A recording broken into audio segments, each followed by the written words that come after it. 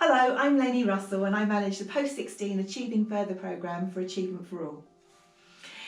This month we're looking at students with anxiety, stress, possible low moods, and as a lot of you are reporting working with teenagers and young adults, there's quite a lot of mental health issues that are cropping up for you when you're working with them currently.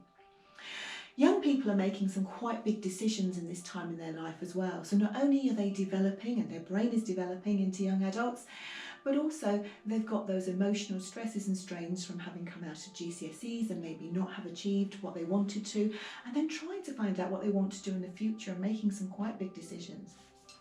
So we look at coaching skills, and in particularly emotion coaching. I don't know if you've heard of Dan Siegel, but he's done some really good work on emotion coaching and how we can get young people to recognise their emotions, to look at those emotions in terms of how do they self-regulate, how do they manage them, and clearing their mind, if you like, so that they're able to learn. An anxious mind doesn't learn. Just like for us, if we're anxious or we're stressed, we tend not to be able to perform at our best. We want to help young people understand those emotions, and we want to be able to train them and work with them. So a lot of what we do as adults does have an impact on them. The things with emotion coaching in particular is they look at 4 key areas. We look at recognising and empathising that emotion. So working with that young person to say it's actually okay. It's okay to feel the way that you do currently, and to empathise with that feeling and say, yeah, I know it must be rough and it must be tough. Then we want to validate it and say, well, it's okay, and we can label it and say, well, what does it feel like? Does it feel sad? Does it feel angry? And we actually start to look at recognising that for the young person. Then we want to look at limits for behaviour, if indeed we need to put limits on their behaviour.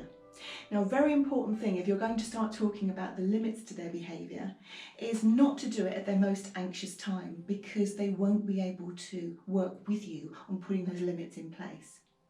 And the 4th thing is problem solving. And again, if you're in that very stressed, emotional state, that isn't the point necessarily to go straight into problem solving. But later, or maybe as they've calmed down, you can start to coach them in that way of what could we do in the future, or how could we manage this better, and what sort of techniques could we use to help you. They're just some of the things that will help in trying to work with young people who are anxious and are having a very stressful time.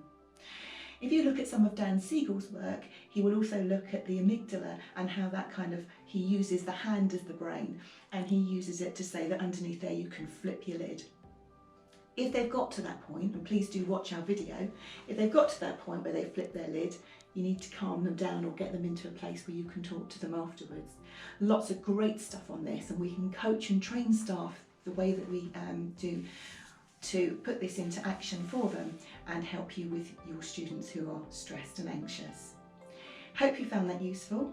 If you want to find out more, find out how else we can help you with these types of students, do give us a call, look at our website, go on to one of our social media pages, or call me directly and we can help you. Thank you.